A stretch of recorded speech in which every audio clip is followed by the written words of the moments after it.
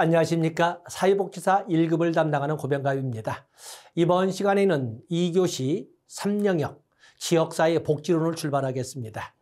자, 지역사회는 우리가 거시적 차원의 전통적 사회복지 실천으로 볼 적에 미시적 차원의 개별사회사업, 중시적 또는 중도적 차원의 집단사회사업을 거쳐 이제는 거시적 차원의 매크로적 접근이지요. 지역사회 복지론에 와 있는 것입니다. 도대체 지역사회란 뭔가? 커뮤니티라고 하는 것을 오랫동안 또 일반적으로 지역사회라고 부르지만 아주 소수의 출제위원들이 공동체, 물론 영어 번역을 되게 커뮤니티를 공동체라고 쓰기도 하지만 출제할 때 공동체로 씀으로써 많은 분들은 좀 당혹스럽게 우리가 눈에 익은 것은 편하게 문제를 풀어가는데 갑자기 지역사회로만 공부하다가 공동체란 용어를 쓰면서 굉장히 당혹스럽게 되거든요. 바로 이 지역사회를 공동체라고 쓰기도 합니다. 이렇게 공동체라고 출제되는 사람도 있다는 거 꼭 봐주셔야 됩니다. 도대체 지역사회란 뭘까? 이 교재에 있는 것처럼 다양한 학자들에 의해서 다양한 표현으로 지역사회가 되고 있지만 일반적으로 유구한 인류의 역사에 있어서 지역사회라는 것은 기본 출발점이 일정한 지역적 범위입니다. 일정한 공간 범위를 전제로 해서 사람들이 모여 사는 어떤 개념을 지역사회라고 표현하지 않습니까? 그래서 뭐라고 많이 되어 있지만 여기 공동생활권이라고 표현하기도 하고 또 그런가 하면 지리적 경계로 해서 적절한 여기 워렌처럼 복잡하게 주민들의 욕구 충족에 적절한 주요 사회적 기능을 수행하는 사회적 단위와 체계들의 연합. 그래서 아주 번잡스럽게 이렇게 쓰는 사람도 있습니다. 보통 일정한 지역에 사는 사람들의 집합체로서 공동생활권이라고 부르는 것이 가장 일반적입니다. 거기 보시면 지역사회의 속성도 역시 마찬가지로 지역사회 개념과 같이 같습니다만 기본 출발은 물리적 지리성 및 지역적인 경계. 보통 우리가 본다면 이렇게 우리나라처럼 산등성이를 갈 적에 산등성이를 우리는 분수령이라고 합니다. 분수령.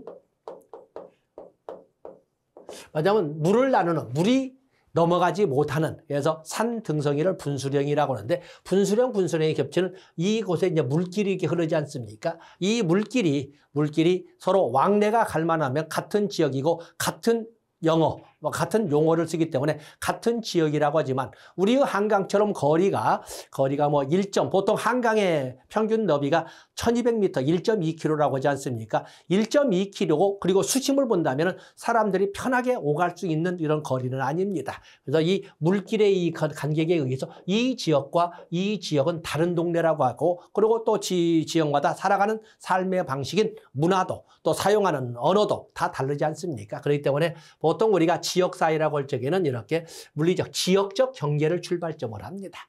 그러면서 여기 보면은 여러 가지가 있지만 지역적 경계에다 플러스 지역적 경계에다가 공동체 의식이나 지역 감정이죠. 유대감. 또 요즘 좀 적대적으로 한다면 지역적 의식. 또 그런가 하면은 공동체 의식에다가 지속적 상호작용을 같이 모두 가지고 있을 때 보통 지역사회라고 합니다. 여기 보면 지역사회는 사회적 또는 문화적인 동질성, 사회적 또는 문화적 동질성, 또는 합의성, 자조성 등을 특징으로 한다. 중요한 것은 4번입니다. 모든 지역사회는 사회라고 부르지만 모든 사회를 지역사회라고 하지는 않습니다. 보통 우리가 지역사회라고 할 적에는 지역사회. 일정한 지역이나 거의 지리적 공간 범위를 기준으로 해서 모여다는 사람들의 집합체를 지역사회라고 하지만 사회라고 할 적에는 그냥 사람들의 공통의 관심사나 가치관을 가진 사람들의 집합체라고 하는데 거기는 지리적 공간 범위를 꼭 반드시 적용해야 될 단서로 사용하지는 않습니다. 그렇기 때문에 모든 지역사회는 당연히 사회의 한 부류. 학교 사회도 있고 문화 사회도 있고 경찰 사회도 있고 다 이렇게 사회가 다양하게 사람들의 집합체의 개념을 가지고 있지만 그 사람들의 집합체인 사회 중에서 지리적 공간 범위를 전제로 한 사람들의 집합체는 지역사회라고 한다. 그래서 모든 지역사회는 사회의 한 영역에 들어가지만 모든 사회를 지역사회라고 하는 것은 아니다라고 하는 4번의 범위를 봐주시면 됩니다. 그다음에 지역사회의 구성조도 힐러리가 있지만 일반적으로 사실은 바로 이 요건을 가지고 지역사회라고 합니다. 일정한 공간 범위 내에서 공동체 의식이나 유대감을 가지고 또는 지역 감정을 가지고 지속적으로 소위 상호작용하는 사람들의 집합체를 지역사회라고 합니다. 특히 로스는 지역사회를 오늘날에는 앞에서 이 문장에 5번에 있었습니다만 지역사회를 옛날처럼 지리적 지역사회로만 보지 않습니다. 지리적 지역사회만 하기에는 오히려 지리적 지역사회의 성향은 자꾸 줄어들면서 또 다른 형태의 지역사회가 드러나고 있는데 그것을 기능적 지역사회라고 합니다. 그래서 여기에 보면은 로스는 지역사회를 지리적 지역사회와 기능적 지역사회로 이렇게 나누고 있습니다. 지리적 지역사회라는 것은 지역성을 전제로 하는 데 비해서 여기 기능적 지역사회는 공통의 관심사나 이해관계를 바탕으로 좀 더 자세히 되면 지역적 경계와는 무관하게 공통의 관심사나 공통의 이해관계를 가지고 만나는 사람들의 집합체를 지역사회라고 할 때 그것을 우리는 기능적 지역사회라고 한다 해서 로스의 분류 지리적 지역사회와 기능적 지역사회로 이렇게 나누기도 한다는 것을 봐주시면 됩니다. 그다음에 지역사회를 바라보는 관점에는 지역사회 상실이론도 있고 지역사회 보존이론도 있고 그런가 하면 새로운 신이론도 있습니다. 지역사회 상실이론이라고 하는 것은 지역사회 상실이론은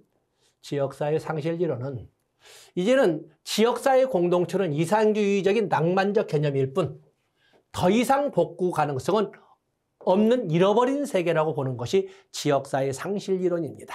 그렇기 때문에 어떠한 어려운 일이 어떠한 문제가 발생해도 다 지역 주민들이 스스로 관심사를 가지고 같이 힘을 합쳐서 풀어가는 세상은 사실은 잃어버린 세계일 뿐이다. 그렇기 때문에 어떻게 된다? 이제는 지역사회나 지역 주민들에게 어떤 문제가 발생한다면 누가 개입해야 된다? 지역이나 지역 주민들이 스스로 하기는 어려운, 스스로 한다는 것은 아예 불가능한 것이기 때문에 누가 해야 된다? 국가의 적극적 개입이 필요하다.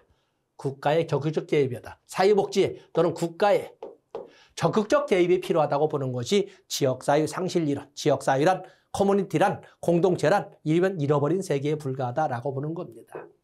그에 비해서 지역사회 보존이론은 지역사회가 사라진 건 아니다. 하물며 도시인들도 옛날 농촌사회와 같은 이러한 지지망을 갖고 있다. 따라서 이런 것이 현대사회, 이러한 관계망 형성은 현대사회에서도 가능하다. 그러므로 국가의 적극적 개입보다는 가족이나 지역사회 공동체의 상호부조 기능을 활성화시켜야 된다. 옛날처럼 무조건 부정적으로만 보지 말자. 도시마저도 여전히 구공동체와 같은 이런 그 속성이 존재하고 있다면 그걸 활성화시키는 방향을 찾아봐야지 굳이 국가의 적극적 개입을 요구하는 것은 바람직하지 않다라고 하는 것이 지역사회 보존 이론이 되겠습니다. 그다음에 지역사회 개방 이론은 제3의 이론입니다. 지역사회 제3의 이론. 지역사회 3의 이론은 거기 보면은 지역성에 기초한 개념은 지리적 지역사회 또는 지역사회 보존율에 해당되는 것이고 공통의 이해와 관심에 기초한 이런 기능적 지역사회보다 가까운 건데 이런 개념을 결합시켜보자라고 하는 이론이 바로 지역사회 개방 이론이 되겠습니다.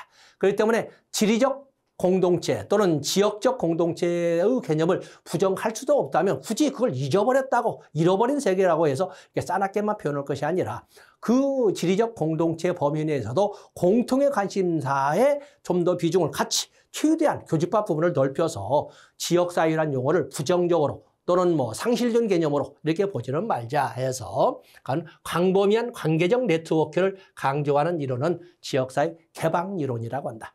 너무 지리적 공동체만 고소한다든지 너무 공통의 관심사만 고소하지 말고 교집합 부분을 넓혀가는 노력을 해보자 하는 것이 제3의 이론 지역사회 개방 이론이다. 그 정도 보시면 됩니다. 그다음에 지역사회의 유형은 다양한 학자들이 이렇게 합니다만 다양한 기준으로 지역사회를 나눠본 사람은 더넴이 있습니다. 더넴은 인구의 크기에 따라 우리도 지방자치단체나 지역사회를 할 때 지방자치단체의 개념으로 볼 수 있는데 우리는 기초자치단체 중심의 지방자치제도를 시행하고 있지 않습니까? 그래서 기초자치단체인 시군구와 광역자치단체인 시도라고 하는 특별시, 광역시, 특례도시, 특별자치시, 특별자치도로 이렇게 나눠져 있지 않습니까? 그런가 하면 기초자치단체 밑에도 읍면동이라고 하는 이런 행정 단위가 있지 않습니까? 자치제도는 아니지만 그렇기 때문에 이 더넴과 같은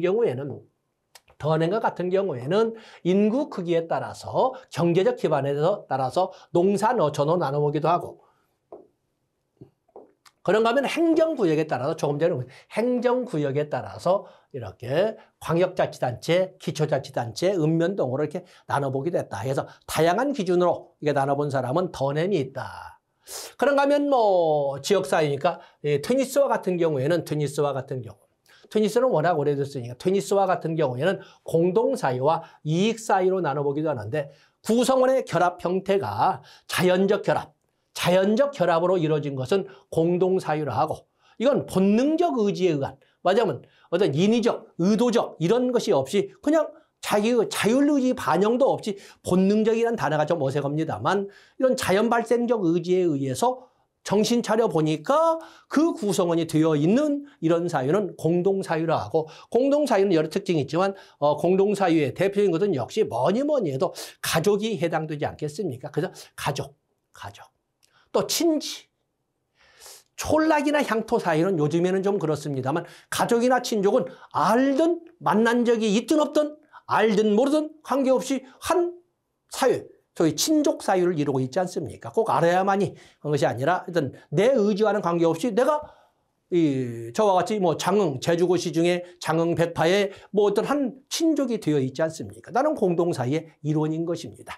그에 비해서 이익사회 그러면 인위적 결합, 특수목적을 위한 인위적 결합, 의도성이 반영, 선택적 의지에 따른 이런 집단이죠. 여기에는 뭐 회사이나 조합이나 이익집단 같은 것이 다 여기에 회사, 조합, 정당, 하물며 국가마저도 왜냐하면 이제는 우리가 이중 국적을 인정하는 이런 시대가 될 정도가 됐으니까 국가마저도 자기가 국적을 선택하고 있지 않습니까? 그래서 바로 이 이익사회라고 합니다. 그 외에도 이 사유라고는 않지만 집단의 개념을 볼 적에 쿨리의 1차 집단, 2차 집단도 있고 스미스의 중간 집단도 있고 또 뭐 집단에 볼 적에 브라운의 3차 집단도 있고 또 썸너의 내집단, 뇌집단도 있고 이런 그 분류가 있다. 그중에 여러분들은 우리가 지역사회 복지론에서는 트니스에 분류해서 공동사회와 이익사회의 박스만 가지고 접근하시면 되겠습니다. 나머지는 참고 자료로 보시면 됩니다. 다음에 여기 곧잘 나오는 거죠. 지역의 기능, 지역사회의 기능이라고 하는데 와렌 거 지역사회 기능의 비교척도, 4대 비교척도. 지역사회 기능의 비교척도를 이렇게 여러분들이 보시면 지역의 자치성, 자치도시냐 아니면 유성도시냐 이렇게 보는 거지요. 자치도시냐 유성도시냐라고.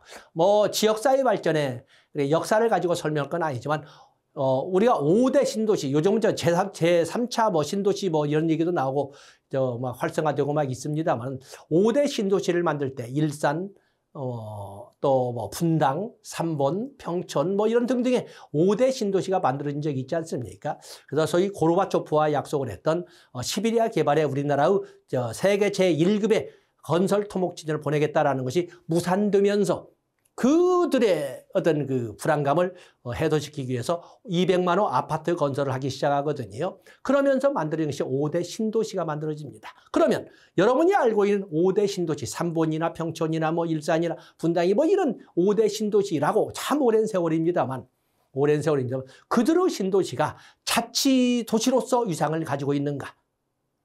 아니면 자치도시라고 하기는 좀 뻘쭘한 것인가?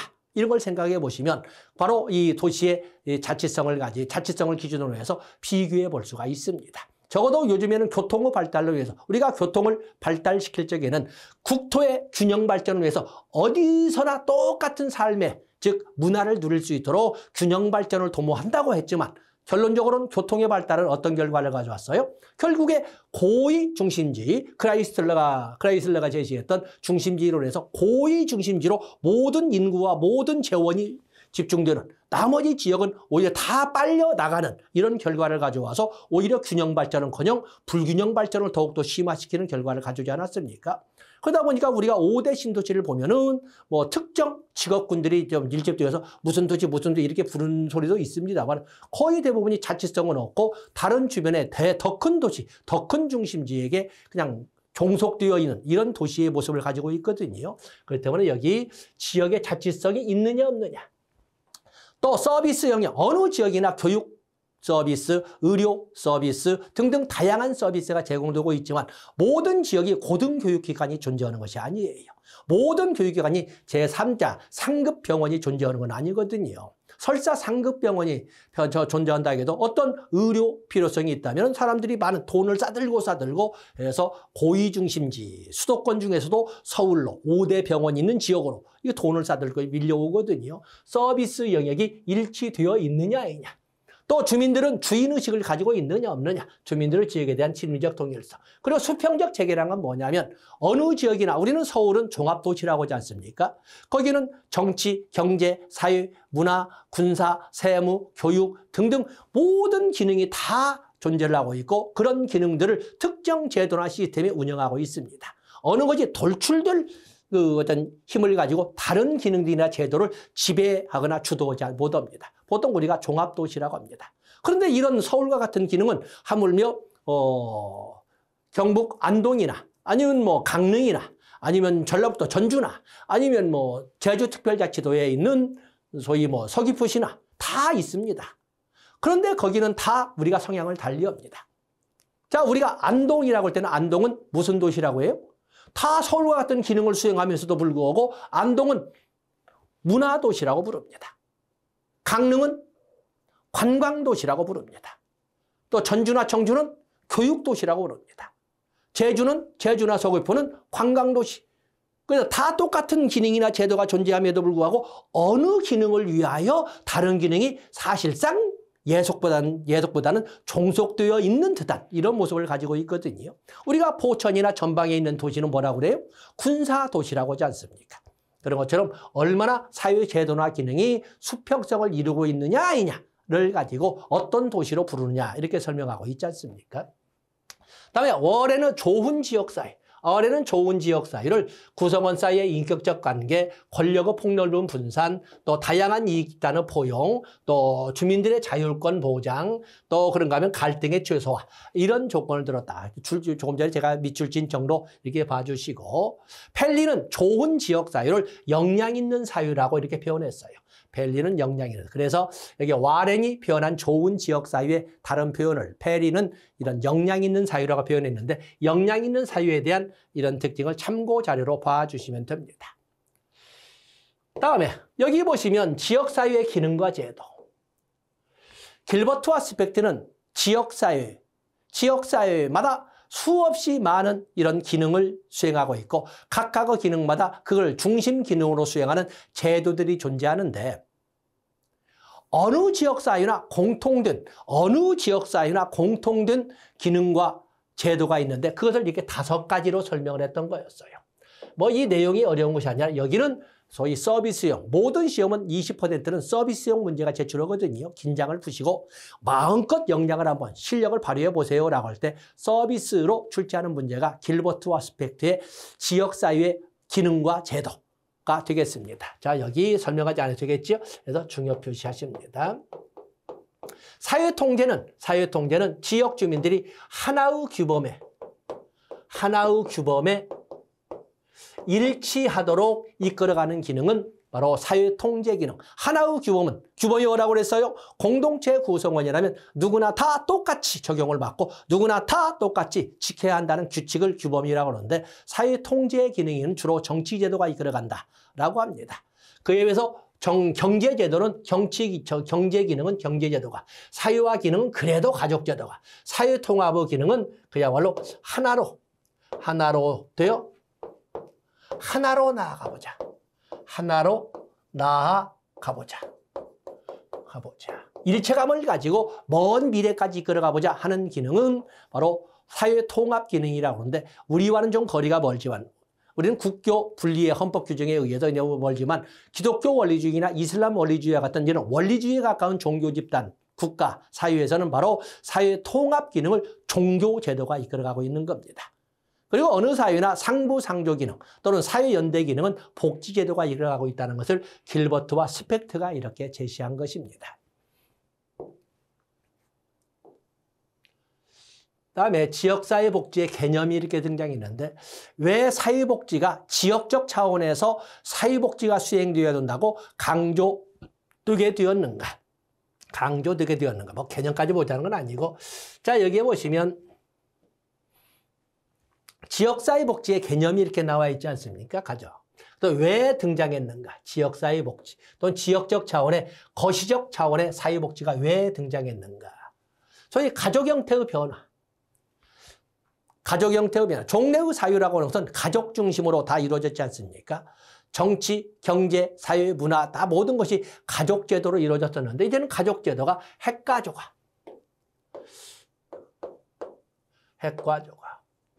그래서 소위 사회를 이끌어가는 기초 가치관이나 규범조차도 가족이 가르치지 못하고 뭐 누가 사회와의 기능을 수행을 해요? 어린이집이나 유치원과 같은 사교육기관에서 다 이렇게 사회와 기능을 규범 이끌어가고 또 그런가 하면 어린이집이나 유치원과 같은 기존의 어린 시절의 제도권 교육 이전의 단계에서 소위 사회통제 기능도 사회통합 기능도 이렇게 아까 봤던 길버트와 스펙트의 기능을 수행하고 있거든요.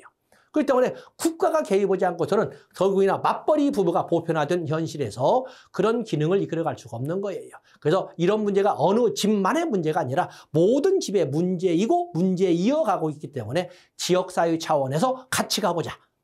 같이 투게더 개념이죠. 같이 가보자라는 가치관에 의해서 이렇게 지역사회 차원의 사회복지가 등장하게 되었다. 또 지방자치단체의 실제로 인한 지역사회 중요성. 또 비화폐적 욕구의 증대 이런 것 때문에 지역적 차원의 사회복지가 강조되게 되었다. 이렇게 보시면 됩니다. 아래 개념이나 속성 보시고 그다음에 지역사회복지의 이념 5대 이념 나와 있죠. 5대 이념. 여기 보면은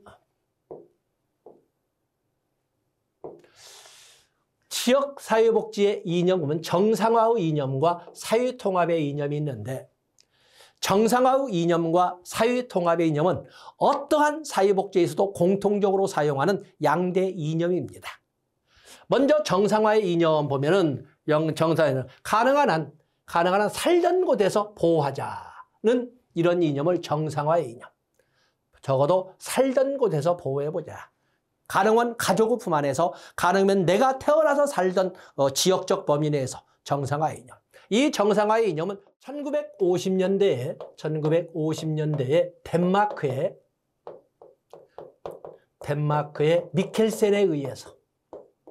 덴마크의 미켈센에 의해서 제시된 이념이 정상화의 이념이고 그 정상화의 이념 중에 키워드를 함께해 둔 것이 함께 생활해야 한다는 것에 초점을 둔 이념이 사회통합의 이념. 그래서 장애인 복지에서도 한부모 가족 복지에서도 그냥 기본적으로 어느 영역의 복지든 간에 사회복지의 이념 그러면 양대 이념으로 정상화의 이념과 사회통합의 이념을 쓰는 겁니다. 그 외에도 이 지역사회복지에서는 탈시설화의 이념, 주민참여의 이념, 네트워크의 이념 이 이념에서 5대 이념으로 사용하고 있는 겁니다. 그중에 개별적으로 출제될 수 있는 것이 또 탈시설화가 있는데 탈시설화라고 하는 것은 시설을 없애자 하는 것이 아니라 이 종래의 또는 전통의 과거로 가면 갈수록 보통 정상성 범위에서 벗어난 사람은 어떤 종목이든 간에 관련 없이 한 자리에 모두 모아놓고 좋게 표현해서 가두어 놓고 정신적 장애가 있던 지체 장애가 있던 상관없이 한 곳에 모아놓고 그냥 일방적으로 방향성을 가지고 이 보달피다고 표현한 것처럼 그냥 관리를 하던 이런 시스템이었거든요. 그런 비인간적 인권유린이 당연시되던 이런 시설은 없애고 가능한 한 시설을 종목별로 다양화하자. 그리고 가능한 한 실질적 보호 기능을 케어를 하기 위해서는 소규모화하자 해서 탈시설화라고 하는 이 탈시설화는 소위 시설의 다양화, 시설의 소규모화, 규모화로 실질적 케어를 이끌어보자 하는 이런 이념을 탈시설화라고 하는 것이지 탈시설화를 시설을 없애자 하는 것은 아니라는 것을 알아주시면 되겠습니다. 그다음에 지역사회 복지의 특징 보면은 거기 보면은 뭐 종합성, 포괄성, 연대성, 지역성, 뭐 지역성은 당연한 거고. 그런데 우리가 사회복지 실천의 시점은 여러 차례 말씀을 드렸지만 사회복지 실천은 지금 현재입니다. 지금 부적응 상태에 있는 클라이언트를 적응 상태로 이끌어가기 위한 개입을 바로 이 사회복지라고 하는 거거든요. 근데 사회복지라는 거, 그렇기 때문에 지금 빈곤에 시달리는 사람을, 지금 질병 부산으로 시달리는 사람을, 지금 출산 때문에 두려움을 떠는 사람을 그런 아픔에서 벗어나게 하는 현재 시점의 개입이거든요. 그런데 왜 이 지역사회복지는 예방성을, 그 때문에 일반적으로 사회복지 실천이라는 것은 사후적, 소극적, 치료적 개념인데 왜 여기처럼 예방성을 두었을까?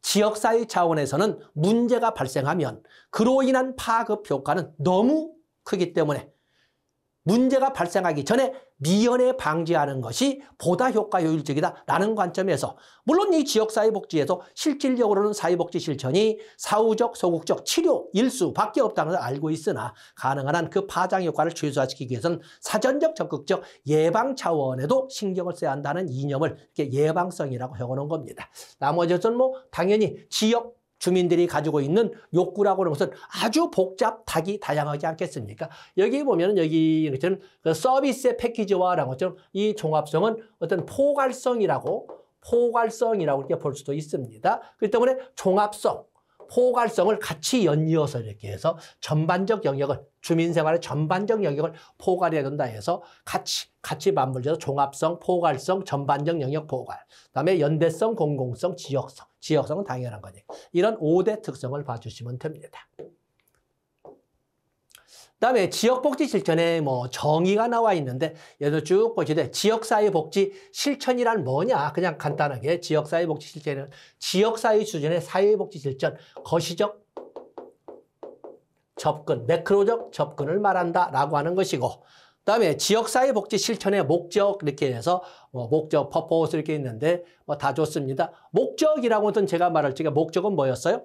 결국에 달성하고자 하는 미래의 소망을 일반적으로 목적이라고 하는데 국가 수준에서 달성하고자 하는 것은 이념, 이데올로기라고 하는 것이고 지역사회 차원에서 달성하고자 하는 소망은 목적이라고 하는 것이고 지역수민 차원에서 달성하고자 하는 미래의 소망은 목표라고 하자고 일반적으로 합의가 된 것이나 다름없습니다. 그래서 여기 보면은 지역사회복지 실천의 목적이라고 해서 퍼포스 이렇게 하지 않습니까? 여기는 지역사회 차원에 지역사회 차원에서 달성하고자 하는 미래의 소망을 말하는 것이고 지역복지 실천의 목표 오브젝티브 사원은 지역주민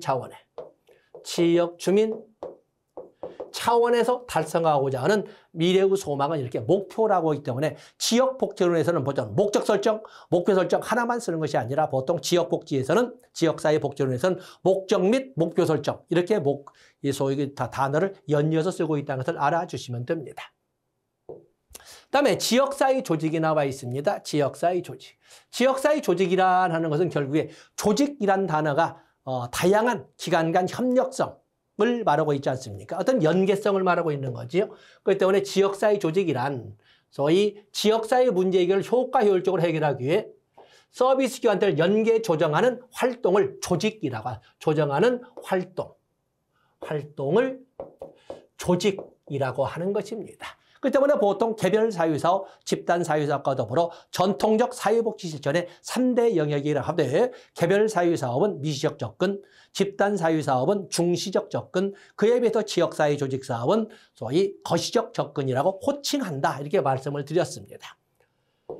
그래서 이 지역사회 조직의 특징을 보시면 지역사회 조직은 개별 사회사업이나 집단 사회사업처럼 전문가의 영역인 것은 인정하지만 차이점이 있다면 개별 사회사업이나 집단 사회사업은 전문가가 중심이 되어서 이끌어가는 것이 대부분입니다. 그러나 지역사회 조직 사업은 거시적 접근은 전문가뿐만 아니라 비전문가의 참여가 대단히 크며 그리고 전문가의 영역보다 오히려 비전문가가 주도하는 것처럼 보인다는 것이 특징입니다. 그래서 여기 보시면 지역사회 조직은 전문가와 비전문가가 함께 참여하는 공동사업이다. 그리고 하물며 전문가의 도움 없이 일반인에 의해서도 수행될 수 있다라는 것처럼 분명히 전문가가 행하는 전문가의 실천 활동임에도 불구하고 오히려 비전문가가 더 밖으로 드러나 있는, 하물며 일반인도 행한다고 표현될 수 있는 이런 사회복지 실천을 지역사회 조직사업이라고 합니다. 다음에 지역사회 개발. 지역사회 개발이라는 말 그대로 주민들의 참여를 그냥 국어식으로 주민들의 참여를 바탕으로 삶의 질을 향상시키기 위해, 주민들의 삶의 질을 향상시키기 위해 스스로 향상시키기 위해 지원하는 활동을 지역사회 개발이라고 합니다. 결국에 주민이 생활의 개선과 향상을 위해 집단적으로 하는 사회 개선 사업 위에 이끌어가는 실천 수행하는 사회 개선 사업을 지역사회 개발이라고 합니다. 아래는 굳이 안 읽어도 문제가 되지 않습니다. 다음에 그러면 유엔에서는 유엔 지역사회 개발의 원칙을 뭘로 제공하는가? 유엔. 우리도 지역사회 개발이라고 하는, 사실은 지역사회 개발 사업이 우리는 새마을운동을 계기로 해서 아주 1970년대, 80년대, 90년대, 2000년대, 2010년대 벌써 50년 세월을 넘기고 이렇게 있지 않습니까? 지역사회 개발. 당연히 줄안쳐도 되겠지요. 주민의 기본적 욕구에 기초해야 된다. 합의된 행동과 다목적 계획을 통해서 균형 있게 수행돼야 된다. 주민의 태도 변화에 유의해야 된다. 이런 것 쭉 있습니다. 그러면서 여기 보면은 지역사회 사업 성과를 위해서는 정부기관으로부터 적극적인 지원이, 정부기관에부터 적극적 지원이, 그리고 국가적 규모일 경우에 일관성이 있어야, 특히 일관성이 있어야. 바로 이제 이 일관성의 문제를 가지고 우리의 새마을운동을 적에 새마을 사업을 이끌기에 국가 주도회라는 것을 국가 개발 독재라고 이렇게 부정적으로 보는 사람도 있지만, 어쩌면 유엔적 관점에서는 개발 독재를 긍정적으로 어떤 정권이 이 자리를 잡고 있다 하더라도 국가 정책이 일관적으로 이끌어짐으로써 지역사회 개발이 현실화될 수 있다라고 봤다는 것입니다. 그래서 국가 사업으로 이끌을 때는 일관성이 있어야 된다. 다행스럽게 우리가 개발 독재란 욕은 먹었지만은 그러나 일관성을 가지고 이끌어졌기 때문에 오늘날의 농촌 사회의 현대화가 이루어졌다라고 이렇게 보고 있는 것입니다. 다른 거 좋고, 그다음에 지역사회 복지를 이끌어가는 그 중심 기구를 로스는 추진회, 아소시에이션을 추진회라고 제가 해석을 해도 뭔지 모르겠지만 추진회라고, 여기 보면은 로스는 지역사회 활동을 주체로 사회 조직체를 강조했다. 이를 추진회라고 했다. 로스의 추진회라고 했다라고 되어 있습니다. 그래서 적어도 지역 복지 활동의 주체는 어떤 특징을 가져야 되는가라고 할 적에 여기 다 되어 있지요. 그래서 여러분들 다 읽어볼 건 아니지만 여기 보시면 불만은 지역사회 주민들에게 널리 인식될 필요가 있다. 이러도록 불만을 공통된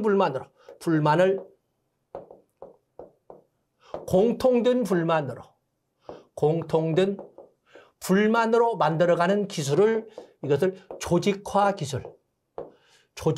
기술이라고 제가 배우겠습니다. 이 조직화 기술을 쓰는 지역사회 복지사의 역할을 조력자의 역할이라고 지금 선행학습을 하고 있는 것입니다. 그래서 불만은 각각 지역 주민 개개인의 이런 문제로 볼 것이 아니라 지역 주민 전체의 불만으로 널리 인식시킬 필요가 있다는 것입니다. 그래서 여기 효과적인 대화 통로라든지 또는 그런가 하면 지역사회에 존재하는 현재적, 잠재적 오해를 활용하려고 해야 된다. 이런 등등의 특징을 서로 추진회의 특징으로, 추진회의 기능으로 로스가 제시했다는 것입니다. 다른 건 안 읽어도 되겠지요. 그다음에 지역사회 보호, 커뮤니티 케어. 이 커뮤니티 케어는 여러분들 좀 더 주의 깊게 보는 것이 지역사회 보호, 또 커뮤니티 케어, 또 지역사회 통합 돌봄. 우리는 2019년부터 시행을 한 것입니다. 우리나라 그렇기 때문에 이 지역사회 보호, 커뮤니티 케어, 지역사회 통합 돌봄 사업이라는 것이 2019년부터 시행됐다 하기 때문에 여러분들이 여기에 초점을 두고 보셔야 됩니다. 그래서 초고령 사회를 앞둔 현 시점에서 초고령 사회, 현재 보면 이미 19.2%를 넘어서 아마 20%, 초고령 사회라고 하는 것은 전체 인구수 대비 65세 이상 인구수의 비율이 20%, 이상인 것을 초고령 사유라고 하는데 초고령 사유를 앞둔 지금 넘어섰는지도 몰라요. 아직 통계청 통계 자료가 지금 발표되지 않았기 때문에 그러나 분명히 우리가 중반 2024년도 중반까지만 해도 19.2%였어요. 그래서 여기에서 광범위한 돌봄 불안, 광범위한 돌봄 불안을 해소하고 그리고 어르신들이 살던 곳에서 건강한 노후를 보낼 수 있도록 모든 돌봄에 대한 서비스를 주거, 의료, 요양, 돌봄 서비스를 획기적으로 개선하는 정책을 지역사회 통합돌봄, 커뮤니티 케어라고 설명을 하는데 우리는 2019년부터 본격적으로 시행되었다. 그래서 여기 지금 적어놨죠. 2019년부터 시범사업으로 시행되었다는 것을 말을 하고 대표적으로 본다면 주거지원, 인프라 확정, 방문건강, 방문의료, 재가돌봄 및 장기요양, 서비스 연관을 위한 지역 자율성 전달체계 구축 어떤 이런 4대 과제에 아직은 출제 안 되기 때문에 주거, 의료 등 나와 있지요. 그래서 주거지원, 방문건강 및 방문의료, 재가돌봄 그리고 자율형 전달체계 구축 이 4가지 하나 예상 문제로 여러분들 준비하시면 도움이 되리라고 봅니다. 그다음에 재가복지입니다. 재가복지. 우리가 재가복지에 대한 법적 근거는 노인복지법에 재가복지 서비스가 나와 있습니다. 그래서 여기는 노인복지법에서 이건 재가복지는 노인복지법에 근거하여 시행되는 정책이 되겠습니다. 재가복지. 그래서 뭐 여러 가지의 연표가 있지만 우리나라는 1980년대 중반부터 노인에 대한 시설보호 중심에서 가정 내에서 노인에 대한 보호 및 지원으로 전환할 필요성이 1980년대 중반부터 이게 50 정부가 되겠어요. 전두환 정권 때 전두환 대통령의 장인이었던 이기동 씨가 대한노인의 회장을 맡게 되거든요. 그러면서 뭐 정권에 대한 비판은 어떻든 간에 노인복지에 관련된 영역에서는 획기적이고 비약적인 발전을 이뤘다는 것은 부정할 수가 없습니다. 바로 50 정권 그 장인이 대한노인의 회장을 맡으면서 바로 이런 획기적인 변화의 계기도 이루어졌다라고 보시면 됩니다. 그래서 노인에 대한 가정 내에서 노인에 대한 보호로 이렇게 전환할 필요성이 인식되면서 87년에 이게 시범 운영이다. 87년은 바로 60 정권이죠. 노태우 정권. 그래서 각은 전두환 정권 때 각본은 만들어지고 실제 시행은 1987년에 제6공화국이 들어서면서 노태우 정권이 들어서거든요. 그래서 노태우 정권 때부터 시작해서 본격적인 재가복지가 현실화되었다라고 보시면 됩니다. 그다음에 재가복지에 거기 보면은 3대 사업. 3대 핵심 사업이 바로 여기 보면은 노인복지법에 규정되어 있습니다. 그래서 노인복지법에 주간보호사업, 단기보호서비스, 가정봉사원 파견사업 이 3대 사업이 노인복지법의 법 규정으로 이렇게 정리되어 있습니다. 나머지 쭉 보시되 재가복지의 특징을 보시면 재가복지의 특징은 전면적 보호가 아니라 부분적 보호라는 겁니다. 부분적 보호. 그리고 가족을 우선으로 해서 가족 및 이웃 사적 보호를 전제로 한다. 가족 전체를 단위로 하는 가족복지적 서비스이다. 그리고 사유 서비스 시설의 지역적 배치. 이건 뭐 어느 정도 많은 곳에 보통 재가노인 복지센터 등이 이렇게 설립이 됨으로써 많은 지역적 배치도 이루어져 있고 새로운 서비스제를 구조하는 노력도 지금 쉬지 않고 이루어지고 있습니다. 앞에 1, 2 부분적 보호이다. 가족이나 이웃의 사적 보호를 전제로 한다. 가족 전체를 단위로 하는 가족복지 서비스이다. 이런 정도 읽어봐 주시면 되겠습니다. 자, 이렇게 해서 우리가 이게 보시면은 우리가 사회복지 중에 지역사회복지는 당연히 실천의 원칙과 가치 또 지켜야 될 윤리가 있습니다.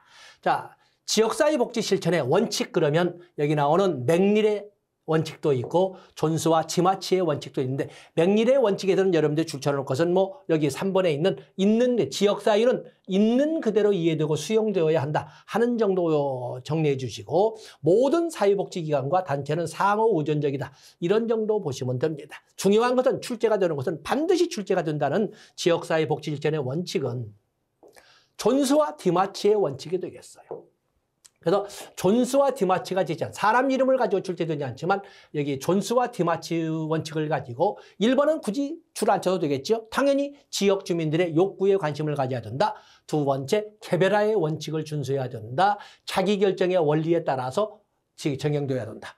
왜냐하면 우리가 개별 사회사업이나 집단 사회사업, 특히 개별 사회사업에 본 것처럼 같은 문제를 가진 클라이언트들이라 하더라도 클라이언트마다 각기 다른 방법이나 원리를 적용해야 한다 하는 것처럼 우리가 지역사회라고 한마디로 공동체라고 커뮤니티라고 한마디로 부르지만 여기는 도시도 있고 시골도 있고 농촌, 산촌, 어촌 다 다르지 않습니까? 어떻게 지역마다 효율적으로 할 수 있겠습니까? 때문에 개별화의 원칙이 적용돼야 되고 그에 대한 최종 실행에 대한 그 원리나 또는 적용의 법칙이나 또는 행동 기범을 또는 절차를 지역사회마다 각기 다르게 자기 스스로 정하도록 해야 됩니다. 자기결정의 원리.